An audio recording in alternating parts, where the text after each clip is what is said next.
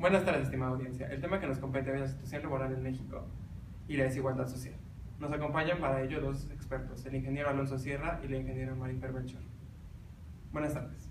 Buenas tardes. Mira, como introducción a este tema me gustaría tocar un poco sobre la teoría económica. La teoría económica nos dice que existen tres factores de producción: la tierra, el capital y el trabajo, que es un poco sobre lo que vamos a hablar ahora. En nuestro país tenemos 52 millones de personas que conforman la población económicamente activa, o la PEA, y de estas solamente 2 o 3 millones se encuentran en situación de desempleo, lo cual podría decirnos que la situación es buena, pero ya veremos más adelante que no es realmente así. La mayor parte de estas personas trabajan en el sector terciario, aproximadamente 62%, y los demás, el sector secundario y el primario, tienen 24 y 13% respectivamente. Okay. Ingeniero Melchor, ¿qué puede decirnos con respecto a esto sobre la desigualdad social? Sí, mira, es un hecho que la desigualdad social es un problema que azota a la sociedad mexicana. Si bien es cierto que México es la economía número 14 a nivel mundial, también es cierto que en nuestro país existen 45 millones de personas que viven en estado de pobreza. Esta situación tiene al país sumergido en un ambiente de desigualdad, de bajo crecimiento y de pobreza. ¿Qué es lo que se debe hacer? Bueno, creemos que el gobierno debe de limitar el poder o la influencia que tienen las élites en el país y tiene que revertir la desigualdad social, la desigualdad de género y la desigualdad económica, por supuesto. Ok.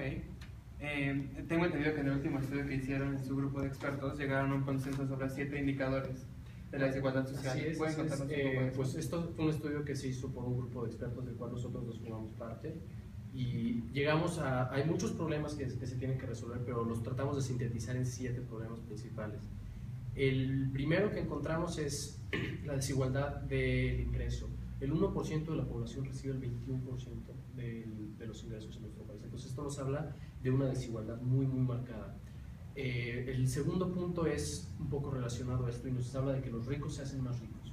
Las 4 personas más acaudaladas de nuestro país, entre ellas Carlos Slim, el segundo hombre más rico del mundo, estas 4 personas solamente poseen el 9.5% del Producto Interno Bruto, es decir, tenemos casi el 10% concentrado en 4 personas. Entonces, es un buen indicador de lo desigual que está la situación con el ingreso. Así es, y no se trata nada más de estos 4 señores que claramente tienen el poder, por así decirlo, del país, sino que en México hay sectores claramente privilegiados. Existe por esto una falta de competencia en el país y el marco regulatorio es deficiente. Esto genera abuso por parte del sector que tiene el poder, del sector privilegiado, y además genera monopolios y oligopolios que obviamente a quienes afectan es a la clase menos favorecida. Por otro lado, otro aspecto es el régimen fiscal en México. El régimen fiscal en México es un problema en realidad porque favorece a los más ricos. ¿Por qué es esto? Bueno, el sistema fiscal en México está orientado para gravar el consumo en mayor medida que el ingreso. Entonces esto obviamente hace que la clase menos favorecida se vea en desventaja. Otra grave cifra, otro grave indicador es que en México la población indígena es 4 veces más pobre. Y esto se puede ver porque, bueno, el 38% de la población de habla indígena vive en condiciones de pobreza. Y si esto lo comparas con un 10% que es el porcentaje que corresponde al nivel de pobreza total, nos damos cuenta de que realmente la pobreza está concentrada en la población indígena, y esto es un claro problema. Sí, en adición a todos estos puntos, pues está el asunto de la diferencia entre la educación pública y la educación privada, ¿no? Un dato que encontramos fue que el 61% de las escuelas públicas no tienen acceso a equipo de cómputo y el 80% de los alumnos que estudian en estas escuelas carecen de acceso a internet. Entonces, en esta época, en la época actual en la que es tan importante conectarse a internet y acceso a todas las herramientas que tenemos en línea, las escuelas públicas están quedando muy rezagadas respecto a las privadas, y entonces es otra fuente de desigualdad que no está ayudando a la situación en nuestro país. Por último, es un poco una síntesis de los demás problemas, es la marginación que ha causado esto. Esta desigualdad ha causado marginación en ciertos sectores de la sociedad, y estos sectores se han tenido que ver forzados a entrar a la violencia y al crimen. Entonces, todos los puntos que escribimos son como las causas que llevan a esto. ¿Sí? Entonces, toda esta situación está empujando a la gente a, como te mencionaba, al crimen, a los negocios. O sea, no tiene que ser algo tan serio, pero puede ser negocios ilícitos en general.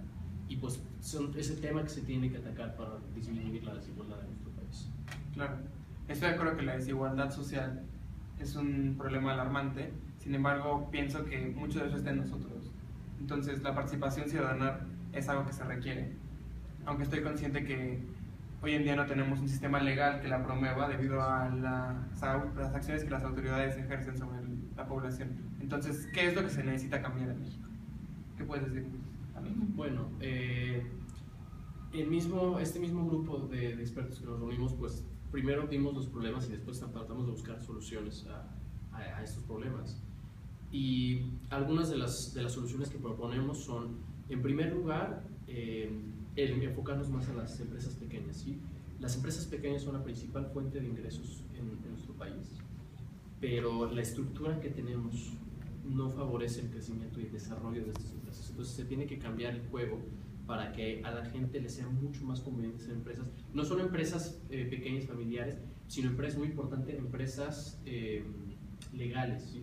Que no se vayan por el comercio informal, Claro. porque en el comercio informal pues, no recauda impuestos y tiene muchas otras complicaciones que realmente no ayudan. Me gustaría también comentar, Alonso. Nosotros creemos que algo elemental, una solución que debe ponerse sobre la mesa, es el gasto de gobierno. Es increíble el gasto gubernamental que hay en el país y cómo no se proporciona ningún detalle acerca de a dónde se está destinando dónde está todo ese derrame de capital en el país. Se sabe que la asignación de gasto gubernamental subió 10 veces entre 2013 y 2014. ¿Dónde está todo este dinero? Porque claramente no se ve reflejado en un progreso. En los servicios. Claro, no se ve reflejado en los servicios. Otro aspecto importante considero yo que es el Estado de Derecho, y me permito citar al profesor de Economía del ITAM, al profesor Isaac Katz, quien señala que no es de sorprenderse que el crecimiento de la economía apenas ronde el 1%, sino lo que realmente sorprende es que aún ante las condiciones actuales que hemos mencionado en este panel, el Estado, en esta situación tan crítica, aún se puede ver que la economía está creciendo. Esto es lo que sorprende. Sí, por último me gustaría mencionar el tema de la educación, que lo tocamos un poco. Creemos que es un tema clave que se tiene que atacar, porque la probabilidad de que una persona que no cuente con escolaridad primaria termine trabajando en informalidad es casi 100%. Entonces, vemos que está muy relacionado el grado de estudios que tiene una persona con el tipo de trabajo que puede desempeñar. Claro. Además de que incluso para la gente que se prepara, incluso la gente que hace licenciaturas y posgrados, la oferta que se está creando en nuestro país no está siendo suficiente. Entonces, tiene que ir de la mano el desarrollo como de un sistema educativo fuerte y de empresas, y la creación de empresas que puedan contratar a esa gente que sale de la educación. Estoy de acuerdo. Entonces, a manera de conclusión, lo que se debe de hacer en primer lugar es reducir el gasto público, obviamente. En segundo lugar, la creación de un sistema fiscal que propicie no solo la inversión, sino el crecimiento de las empresas pequeñas y medianas. Y finalmente, la educación. Creo que también el hecho de acercar a los ciudadanos a una cultura financiera va a generar mejores resultados. Pues se nos acaba el tiempo, les agradezco mucho su participación, el tiempo que le invirtieron a este panel, y muchas gracias a ustedes, audiencia. Hasta luego.